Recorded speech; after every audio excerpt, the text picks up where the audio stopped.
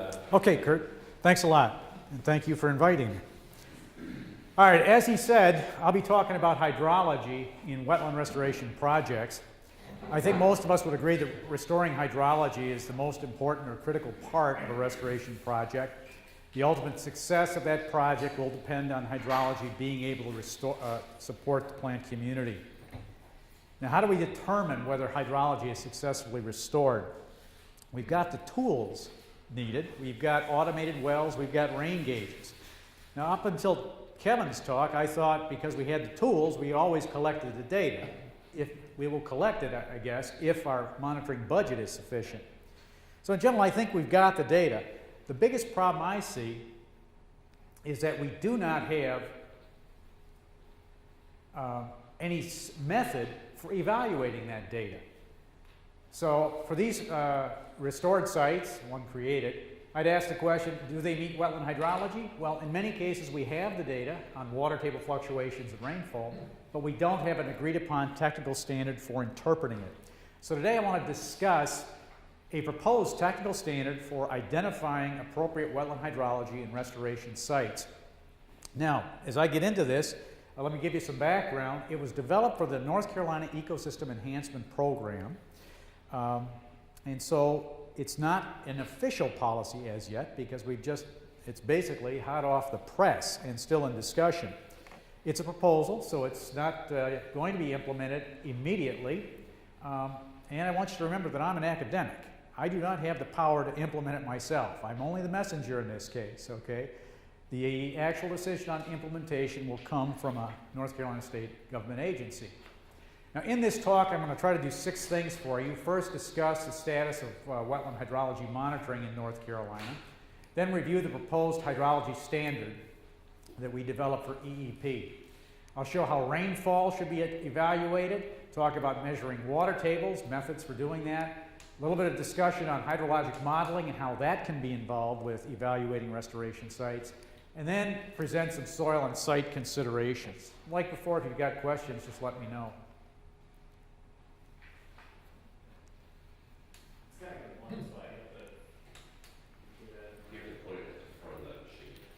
Okay, there we go. All right, now who oversees wetland restoration in North Carolina?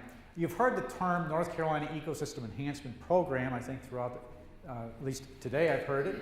It is a state agency that is responsible for restoring wetlands as well as streams. It offers 4 in lieu fee mitigation programs to assist both private and public landowners with their compensatory mitigation requirements. In short, EEP will collect money from people that need to restore wetlands. They can take the money and give it or buy credits from a mitigation bank, and it's pretty much straightforward. On the other hand, they can hire a consulting company, maybe some of you folks, to build a restored wetland. In that latter case, though, they have to evaluate whether the restoration is successful or not. The current problems that EEP has told some of us is that they're concerned about the quality of the restoration. The hydrology is the most difficult thing to evaluate, and they don't have good tools for evaluating it at this time. And so a new standard for hydrology was needed, and that job was given to the EEP's relatively newly appointed Science Advisory Panel. It's a group of academics. I'm on it, Kurt Richardson's on it, Mac Halp, representing EEP, is on it, and a number of others from both the regulatory, state government agency, and academia. We're assigned the job of coming up with a new hydrology standard. So what do you look for if you're evaluating hydrology? What do you have to specify? Well, I'm going to be dealing with high water table soils. I'm not going to be dealing with flooding or coastal conditions. In that sense, we need to identify a critical depth where we want saturation to occur, and this usually will occur during the growing season. You'll need to specify a minimum duration of saturation, or how long you want that critical depth to be, of saturation at the critical depth to be met, as well as how often, how many years out of 10. Now, if you have short records of water table levels, you may have to interpret the data by considering the rainfall and look to see if it's normal, drier than normal, or whatever. And so these aspects have to be built into your hydrology standard. We don't have to start from scratch, or we didn't have to start from scratch on this. The Corps of Engineers has proposed a wetland hydrology technical standard. This came out in 2005. and it's shown here. Now, I should mention that this is for problematic sites, as I understand it, and in my opinion, it's well suited for the wetland edge, okay? Not identifying a wetland in the wettest part or the middle, but looking at the edge. The standard says the water table is within 30 centimeters of the surface for 14 consecutive days or more during the growing season, at a minimum frequency of 5 years in 10, or a probability of 50%. I'm going to keep getting back to this latter statement here, the next statement. It says short-term monitoring, that is data collected over a period less than 10 years long, can be used to address the frequency if the normality of rainfall occurring prior to and during the monitoring period each year is considered. Need I say more? Okay? Well, I'll be talking more about this later because I think that's probably the most critical part of their entire standard. Now, I said you have to specify a duration. What are some of the durations that have been used?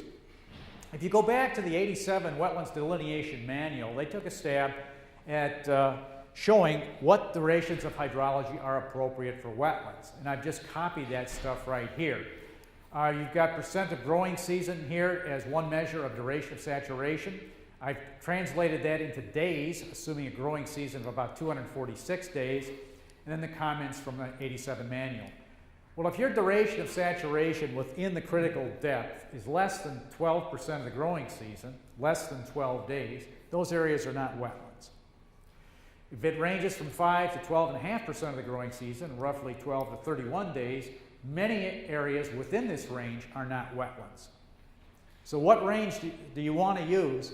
So what type of duration criteria do you want to use? I would say you don't want to use anything less than 12.5%.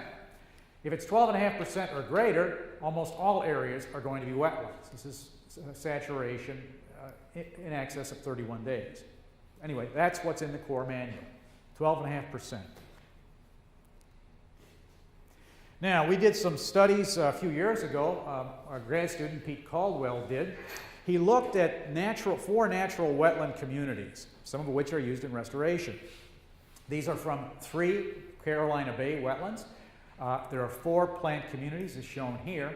And let me explain what he did. He looked at saturation within the top 30 centimeters of the soil. He went to the sites. I put a well into each of the plant communities. Usually they were replicated across the 3 wetlands. He then monitored water table levels for 3 years. Took the data, calibrated a drain mod model for each well location. That computes water table level when you plug in temperature and rainfall data. Then he went to the weather stations and got 40 years of daily rainfall and temperature data, plugged it into the drain mod model, and calculated 40 years of water table data to get the wet and dry years. This is an average of his findings, or these are the averages of his findings.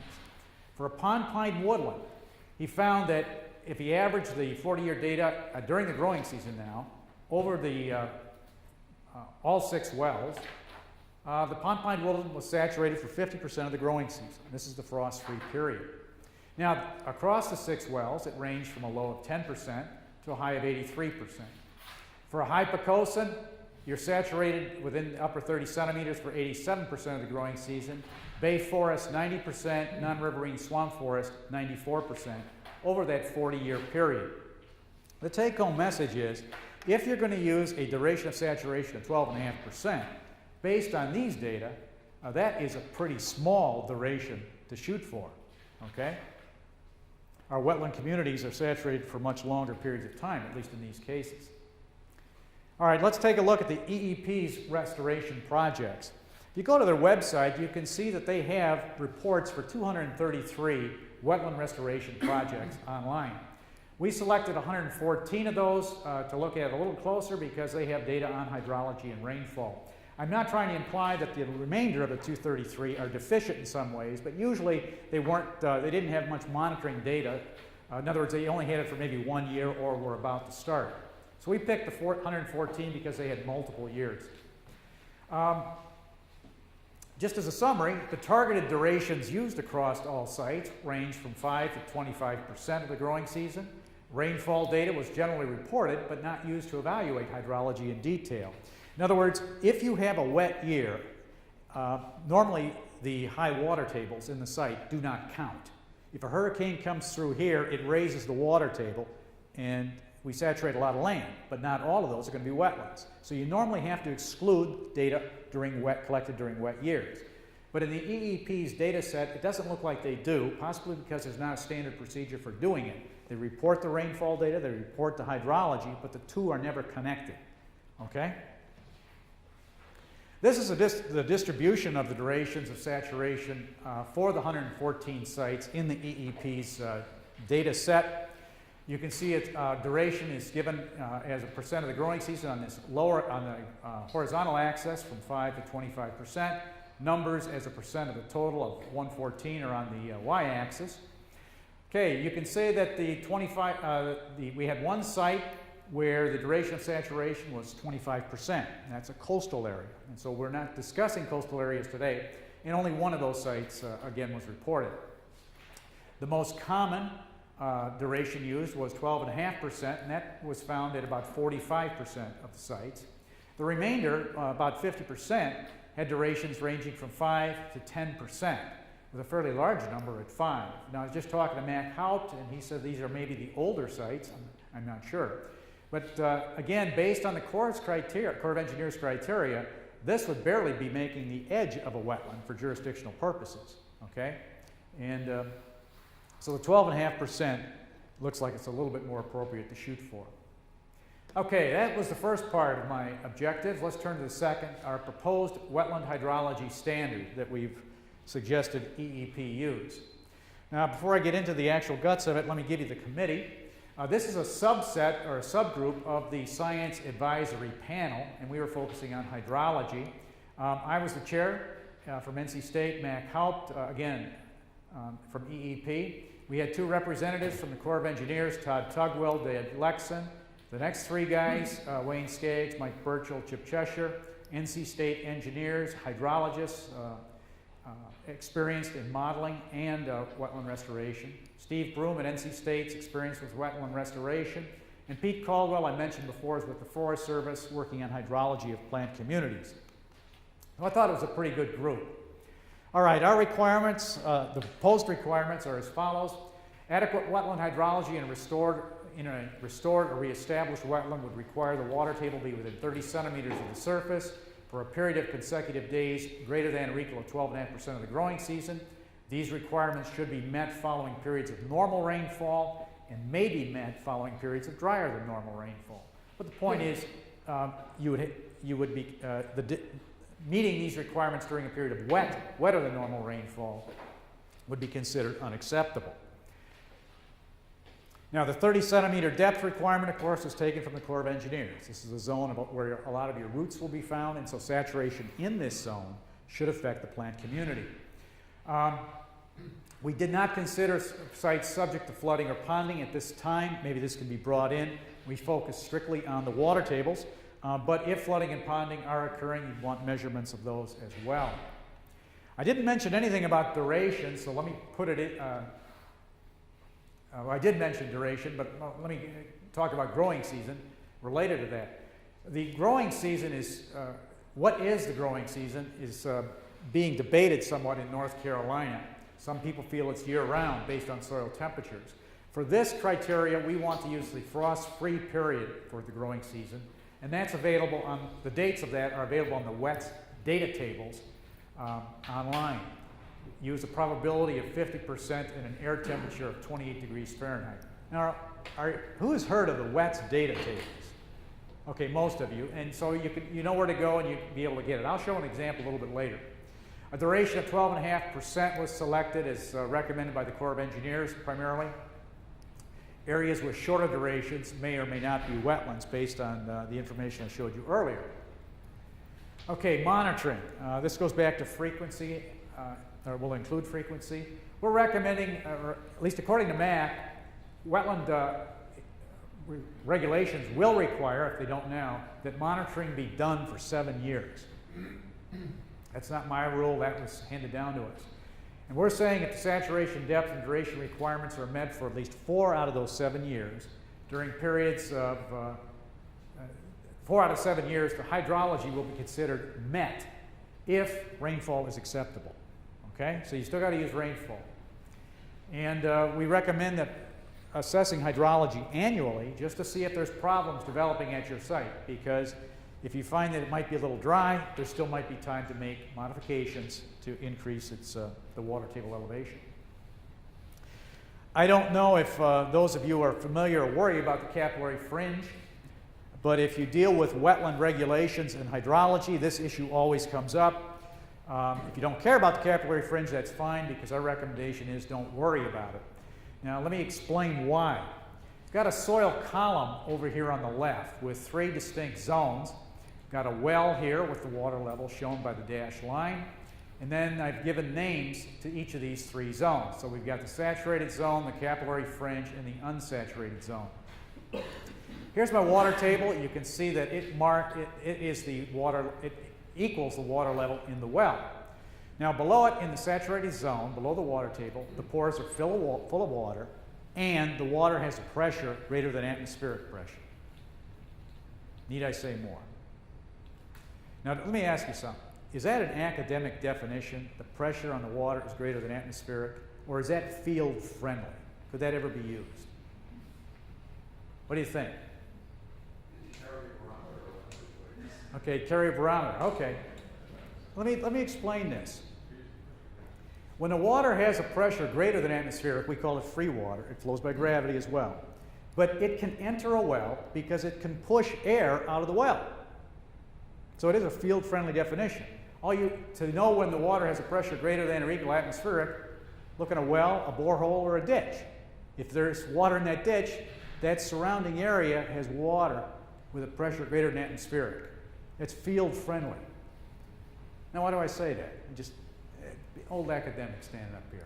Well, that's a saturated zone. Now, above it, we have the capillary fringe. Again, all pores are full of water, but here the water is held under a tension or a suction. The pressure is less than atmospheric. So what does that mean? It cannot flow into a well. It cannot push air out of the way. As a result, when you're using wells or piezometers, you have no idea how thick this zone is. So I say you forget it. The true unsaturated zone, where the pores are full of water and air, is above this. So the capillary fringe is something we're not considering. It's not easily measured in the field. And my personal opinion is that if we cannot measure it, we cannot require it in regulations. Okay? Otherwise, you're dealing with somebody's opinion.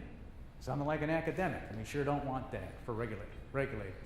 And it's also of negligible thickness in soil horizons that contain abundant root channels. In other words, if you've got root channels 1 to 2 millimeters in diameter reaching the water table, that is too big for them.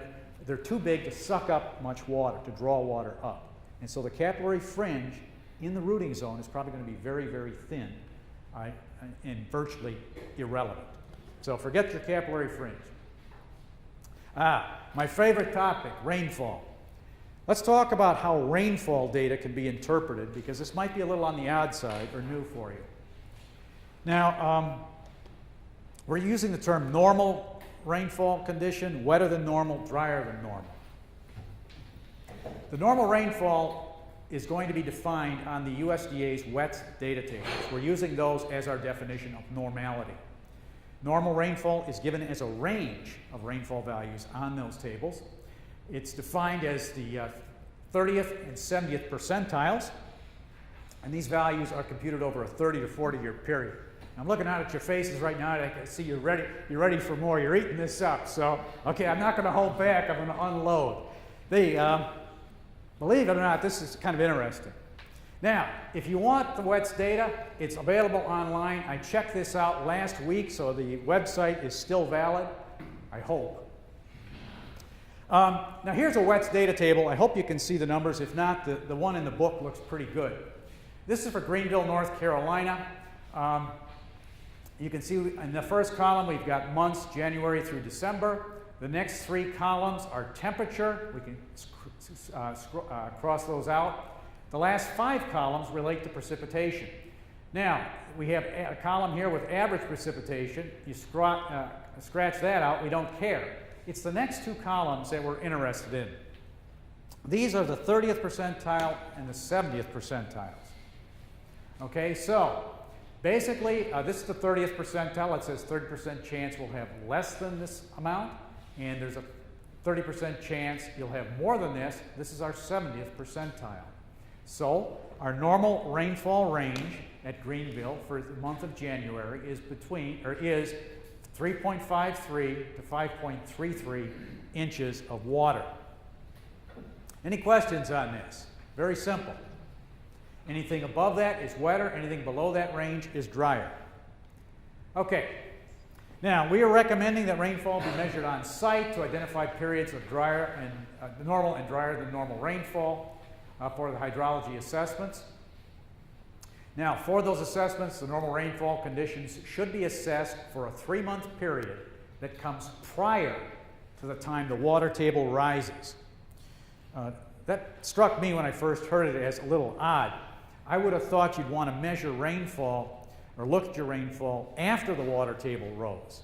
But no, the Corps of Engineers has recommended that you look at it before the water table rises. And we're recommending a 3-month period be examined. And let me show you what I'm talking about. All right, here is a diagram. We just made this up, so let's see if we can work through it. This is a graph of water table fluctuation over time. So here's months of the year, and you can label this January, February, March, April, whatever. For this area, the growing season is somewhere in about midway through month 3. And you can see here, this is the depth from the soil surface. In January, February, March, or whatever, the water table is below the critical 30 centimeter depth. But in month 4, it kicks up to the soil surface and remains there for several months. So the water table rose during the growing season and stayed above 30 centimeters for several months. We've got the depth criterion met, the duration is met, but did this occur during a period of normal or drier than normal rainfall? To answer that question, you consider the rainfall during the 3-month period prior to the time the water table rose. This is basically a policy of the Corps of Engineers, or a recommendation from the Corps of Engineers in their Rainfall Assessment Guidebook. Let's walk through a table that makes rainfall evaluation quite simple.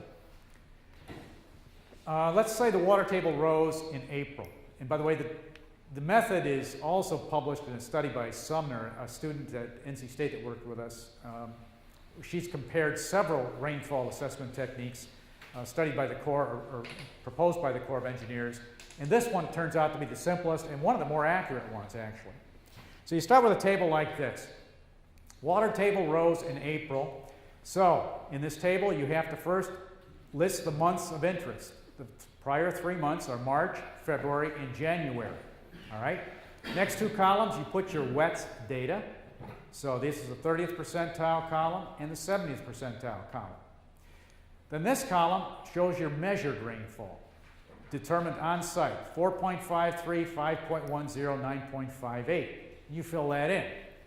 Then you put a condition on that rainfall. So in other words, 4.53 is in between the 30th and 70th. This is normal rainfall. 5.10 in between, normal. But 9.58 is well above the 70th percentile, and so this is considered wet, all right? And wet rainfall might still be usable, but you just have to run it through this table to be sure. After you've got the condition, you put a condition value, 2 for normal, 3 for wet, 1 for dry. So you got 2, 2, and 3. You have a monthly weight, 3, 2, 1. And the last step, you just multiply these 2 columns together. 2 times 3 is 6, 2 times 2 is 4, 3 times 1 is 3. Add them up to 13, and that's the number you use. You come down here and it says normal is where your sums are between 10 to 14. So in this case, the rainfall is considered normal for that 3-month period. All right? Very simple technique to use. I could give a test right now and you'd be able to go through this. Any questions? Yeah. So Mike, you would start that 3-month analysis at the point where your water table rose and you had a period of whatever that you felt like you met your criteria, or you did meet your criteria. You were above 30 centimeters for a month. That's right. So if you want to see if that is a usable set of data, you would look at the 3 months prior. That's correct. Okay. Right. So you can't just report the water table data. You have to make sure that the rainfall that created that high water table was either normal or drier than normal. Okay? So some of the water table data that will be collected by you guys will have to be excluded or not used in assessing wetland hydrology by this recommendation. Yeah, Neil? Just in planning your assessment, then would you then typically plan on doing 10 years of monitoring to get 7 valid years? Not necessarily. It depends on how, I think it depends on the success of your site. I mean, if you have built the site or restored the site to be wet enough, you don't need 10 years of data. All right, so I don't necessarily think this is an unusually difficult standard to meet. Yeah? Would maybe choose 3 months over just 30 days or something like that prior, 1 month prior? Well, a couple of reasons. One, the Corps of Engineers recommends, I think, 4 different methods for evaluating rainfall. This was one. We did look at a shorter period, including periods over the after the water table rose. And this method turned out to be one of the better ones. Okay? So we tested it and it worked, is the answer. Okay, well, all right, we went to a site that was a wetland, and it was on the it was a rains, and so it was saturating. I think it had a water table within 30 centimeters for 95% of the years.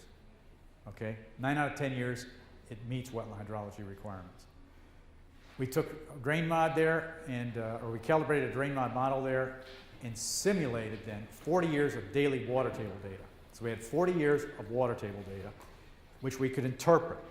We applied this technique to each year and said, all right, if we just did it for that 1 year, would it meet hydrology or not at this site that meets it 95% of the time? We found with this technique, it met, using just 1 year, the conclusion you draw from that 1 year was correct in 85% of the years, not the full 95%. The reason is that you have to exclude wet years with this, so you never get 100%. All I can say is, so we use it because it worked, based on that study, okay? I was wondering, shorter recovery time for drought or high level rainfall, that you wouldn't really have these 3 months for the shorter period that put influence on them. Well, I can't argue. All I can say is this is what was recommended by that study, and it looked like it worked in our case. I've talked it over with a man, Paul Rodrigue, a USDA hydrologist, and he also recommended the 3 months. I have to go back to the Sumner study to see if we looked at the 1 month period. If we did, it did not show as good a results as this. And I don't really see that this is a difficult problem, going back 3 additional months for rainfall. At least it shouldn't be. And the rainfall can be outside the growing season. Yeah? It looks like in the chart that you've included the month where the rainfall occurred. How come you don't use months 1, 2, and 3 rather than 2, 3, and 4? Oh, that's from the graph. Okay. So it looks like the rainfall occurred in month 4. The water table rose in month 4. Okay. Yeah, the water table rose in this month. This is water table, not rainfall now. And so you look at the prior 3 months. Right, and you said that you calculated based on when the rainfall event occurred that caused the water table to rise. Right. The water table rose in this month, so we look at the rainfall coming prior to the time that the water table rose. So the rainfall that basically created this rise. Okay, so you do include the month where the rainfall occurred. Not in the example I just gave you. You could. There is a procedure for doing that. Okay? So you could also include rainfall here. It didn't improve our predictability appreciably. All right? And one other thing, so there's different ways of doing this, and there are preferred. I mean, all are appropriate. Yeah? Aren't they, in this situation, are they trying to get around the problem of people argue one way or the other? That our site is meeting the hydrology. Let's suppose you have a really abnormal year.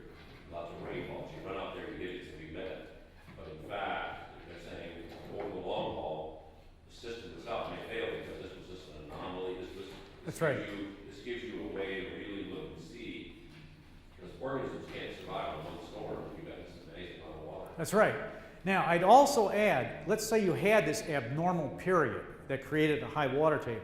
That's basically one event. There may be suitable events that you could use later in the year or earlier in the year that would be appropriate. So this is basically event-driven or event-focused. We're not focusing on a year, per se. Okay?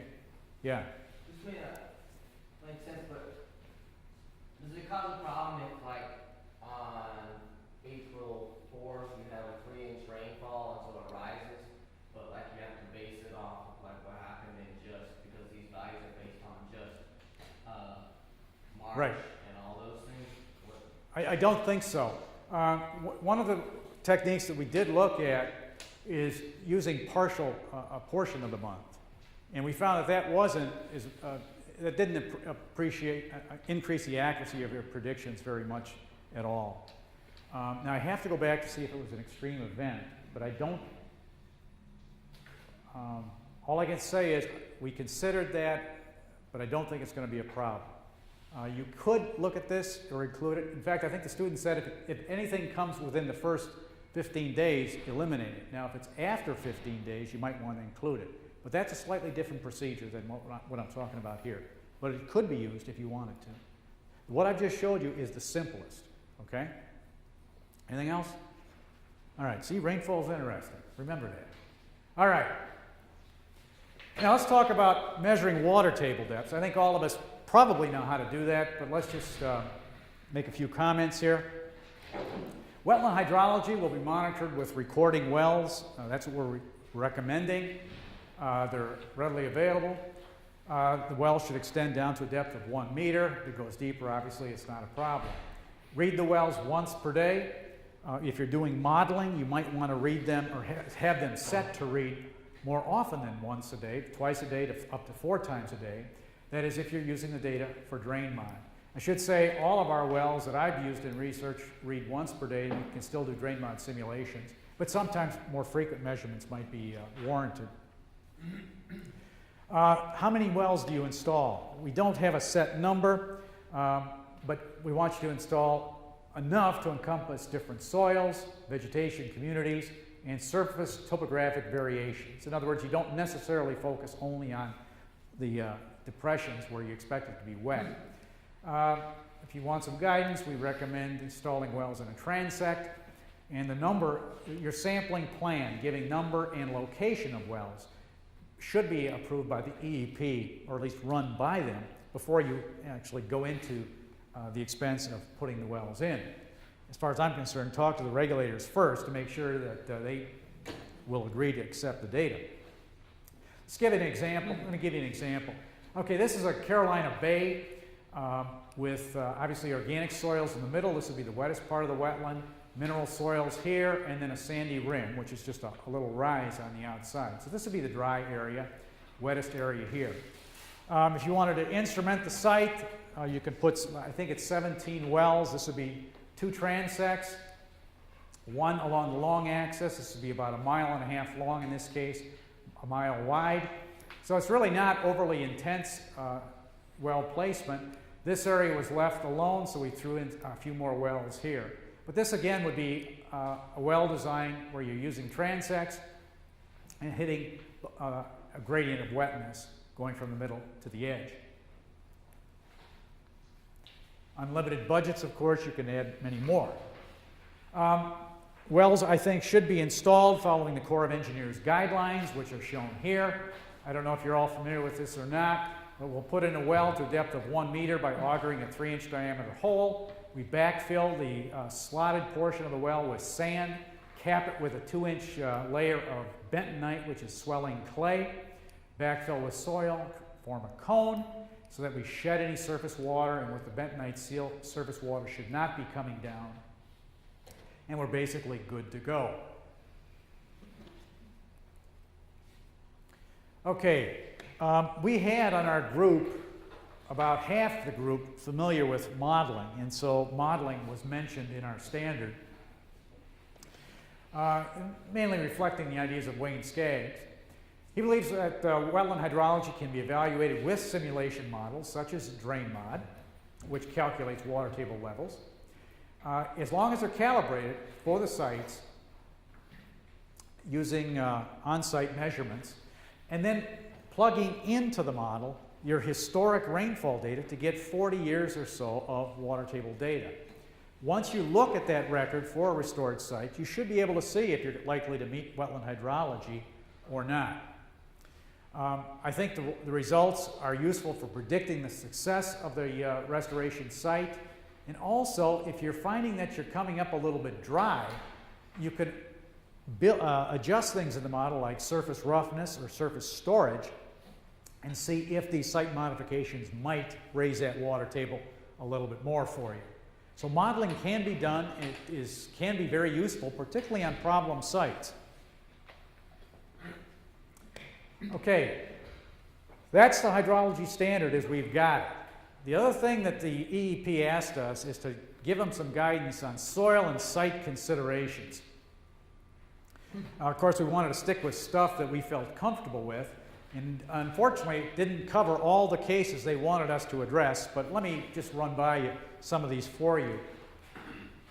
So they wanted us to address these issues. The available research is quite limited, so keep that in mind. But I'll be talking about restoring sites on organic soils, using microtopography, comments on flooded sites. I won't have time to say anything about perched water tables, but we did address it in our final product. Organic soils. We've got a lot of these in North Carolina. A bunch of them were drained in the 1970s or earlier and used for agriculture. Now, the thing to remember about peats and mucks that are over a meter up to 2 meters and deeper is that when they formed under high water table conditions, and the water table is needed, high water table is needed to keep the soil anaerobic. If it becomes aerobic, that organic tissue decomposes. Okay? Also, organic tissues essentially float in water. So keep that in mind when they start draining these things. So we've got our surface shown here in our natural organic. Now the farmer came in the 1970s, when it was appropriate or legal to do it, put in some drainage ditches or underground drainage lines and lowered the water table as shown here. This tended to aerate the upper portion of these organic soils, and it did two things. The aeration caused more decomposition to occur. That lowers the surface. But if the organic tissues themselves tend to float, what happens when you lower the surface? It's like you're doing a back float in a swimming pool and the water goes down. You hit the bottom. And the same thing happens here.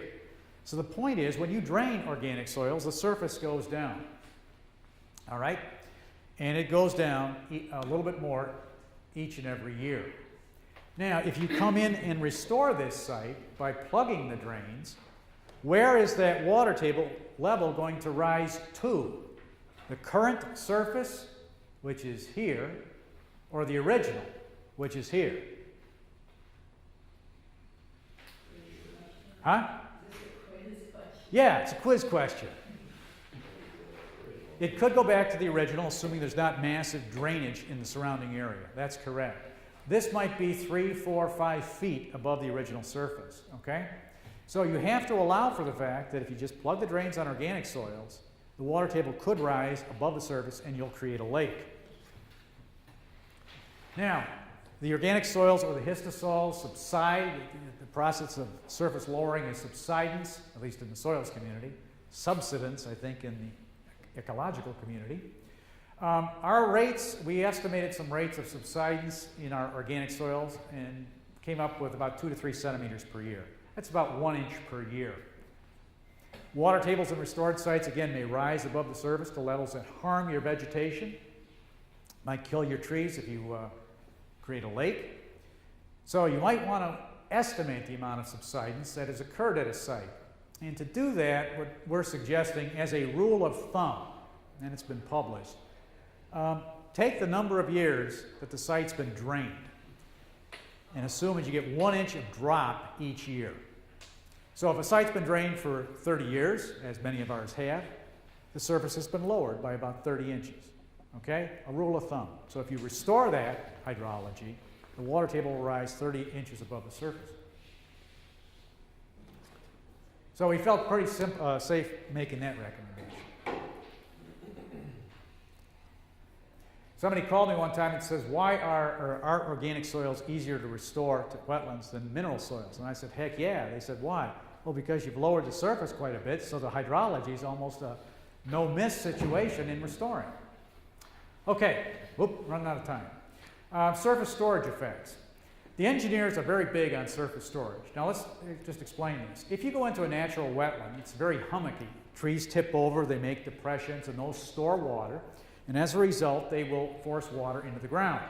You get your high water tables on these natural hummocky wetlands. Now when a farmer goes in to drain the site, he or she will put in drainage ditches and crown the field, make it a football field, virtually removing all surface storage. And this contributes to deeper water tables. So when you restore the site, particularly if you think it's going to be a little on the dry side, the engineers recommend that you add or recreate some of this surface storage to trap your water, raise your water table. This is what a restored surface storage site looks like. You can see it has to be done with earth-moving equipment or plows in this case. So they took a plow, made some curlicues, took a bulldozer, made little ponds or depressions, but all seem to be effective in trapping the water and forcing it into the ground. So surface storage, microtopography or surface storage, these small depressions, 6 to 12 inches deep over an area of, 3 to 6 feet or more, are effective in trapping rainfall on site and raising the water tables. In fact, sometimes they'll go up about 8 inches if you add storage or take it away. So for sites that have been smoothed or crowned, I think you should replace some of this surface storage if you can afford it. Now, if you are in a very wet location and are sure it's wet, then the microtopography or surface storage is probably less important. So I don't think it's critical in all cases. At least that's what some of our studies have shown. Now, wetlands on floodplains. I'm a soil scientist. I look only at the soil. And so that reflects the following comments. Now, you know that wetland soils on floodplains are saturated by both flooding and groundwater. And in my opinion, the groundwater is very important. The groundwater causes saturation that persists longer periods than flooding in many cases. And the natural wetlands on floodplains are going to occur where the soils are saturated by groundwater for periods that meet or exceed the hydrology requirement. In other words, this is the floodplain of the Tar River near Greenville. So we've got the channel, the levee, I call this the back plain, and this would be my back swamp. So this would be a big flood, let's say after Hurricane Floyd. All the area is inundated. But are all these areas wetlands, or would they be jurisdictional wetlands? The answer is no. As the river subsides, the groundwater will have a level something like this. The levee and the high spots on this back plain pop out pretty early. If you look at the soil color patterns across this landscape, the gray colors that we associate with wetland soils will follow a pattern that looks something like this. Okay, this is just obviously a cartoon, but I think it's based on field observations. You have gray colors in the back swamp, the area that stays ponded for long periods. You'll meet wetland hydrology here, and you'll have hydric soils here as well. In the back plain, you'll only have hydric soils in the low spots, okay? And this may be where you meet wetland hydrology. On the levee and on the high spots of the back plain, you probably will not meet our hydrology standard, okay, unless you really keep the floodwaters from draining off. So the point is, don't expect to meet this standard at all points on the floodplain, and that's okay. You aren't going to have hydric soils at all points on the floodplain either. Okay, the next steps. As I said, this is not an official policy at this time. I think I'd like to see it tested using some of the data in the EEP's database to make sure that it's a reasonable standard and that it's workable for the regulators to use. I think testing could be done on existing site data from the restoration sites. In fact, we put in a grant request to do it. I am very willing to make additional modifications. If you have comments, or things that you feel should be changed, let me know, and we'll certainly consider it.